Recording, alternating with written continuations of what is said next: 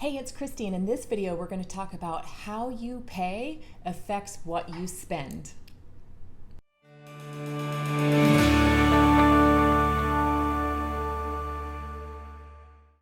Hey, it's Kristi, your credit coach. Thank you for joining me for this video. And I want to share with you that how you pay for purchases and things has an impact on your spending patterns. So research has shown over and over and over again, but we don't hear about it because the credit card companies don't want you to know. They want you to keep spending. That's how they make their money, is on the finance charges. Let's face it, most of us carry a balance and don't pay credit card bills in full every single month. So less than 40% of Americans use a credit card and pay it off in full prior to having to pay interest. It's called a grace period, right? Typically the first 21 days of that bill cycle, if you pay off your balance in full, you don't pay any interest on what you have borrowed on that credit card. But the majority of people tend to use their credit cards as if it's a long-term installment loan, and credit cards were not intended to be for long-term debt. They were only intended to get you through that month and pay off those bills. Unfortunately, we've gotten into a habit as a society to use things very differently. Credit cards are being presented to us very differently. I will never forget the first time I saw Rooms to Go with an ad that said, 0% financing for, I don't remember how long it was, 36 months or 48 months if you buy on their store credit card. And I rushed out to have that. You guys, there's nothing wrong with 0% financing. I think that's really extraordinary, but it's really important to have that paid off completely before the end of that term. What most people don't know that's written in the small print in that kind of a purchase is that if you even have $1 left at the end of that introductory offer with that 0%, they will retroact the entire amount of what you originally borrowed and put the interest over that full amount of time that you borrowed, that 36 months or 48 months, and make that come due to you. And you guys, that can be hundreds of dollars in interest owed. So it's just really important that we know a few things when it comes to credit cards. So here's what I want to share with you. Your spending patterns are changed when you use cash versus credit. And let me explain how. We tend to be a little more impulsive when we put it on a credit card. So I want you to do your own personal experiment with the next time you go to the mall or to a store and you're just buying something to have. Let's say you're going shopping for a new dress, right? So when you are shopping and you say, okay, I'm going to pay cash for this versus pulling out my credit card, I want, and be honest, be real to yourself. I want you to be aware, does that change anything in your selection of what you're going to purchase that day? I bet it does, because we tend to be a little bit more impulsive when we purchase on a credit card. And then we tend to lose memory of that purchase. So by the time we get the bill, you're looking at it and you're like, I'm sure you have no idea how much is going to be on that credit card bill unless you're looking at, like, in an app, you're looking at that balance grow or change throughout the month. If you wait until your bill cycle, Capital One sends you a little notification saying, hey, your bill is due, and you go in, you're like, oh, wow, I didn't realize I charged $680 this month, and you're looking at it, you're like, oh yeah, I forgot about this. Oh yeah, I forgot about that.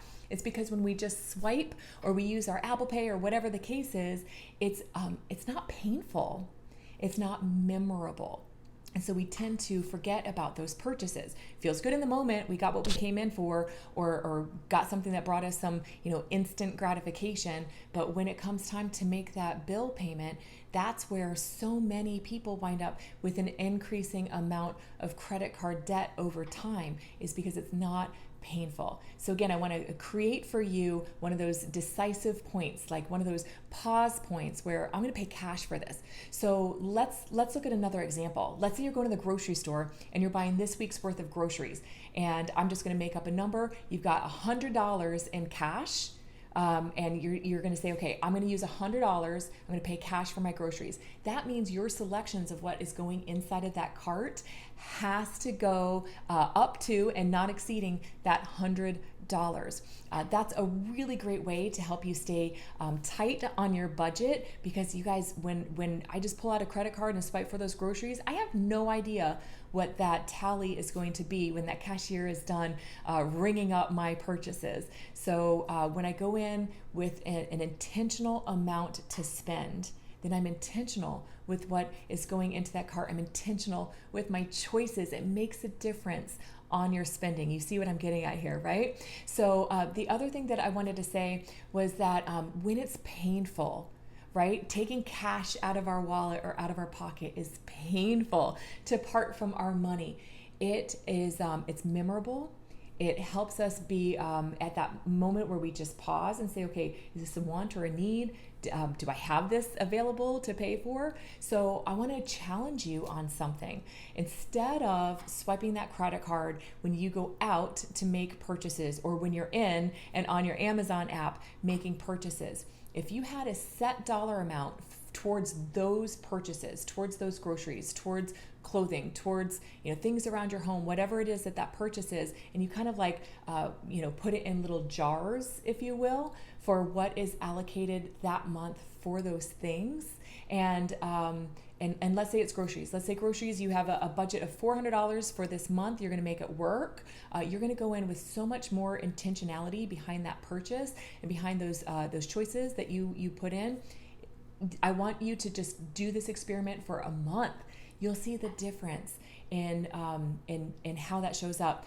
And you guys, the credit card companies know this. That's why they've made it so super convenient to just stick your card in. We don't even have to sign anymore, do we?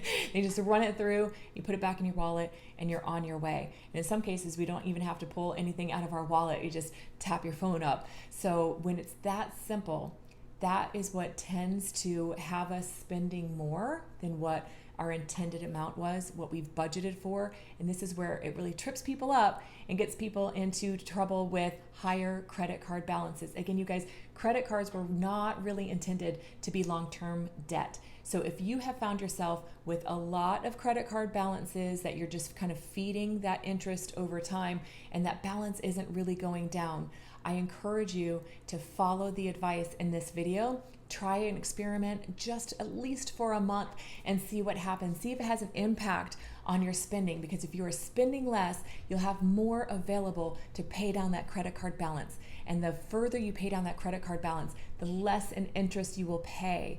Once that balance is gone, keep it zero, and then put what you were putting towards that payment towards savings, towards paying off other debt, towards cash flowing some other way. Maybe you really want to max out your retirement account or set up a 529 college account for your kids. Whatever the case is, now you'll have that freed up because we're actually paying attention and being intentional with our money.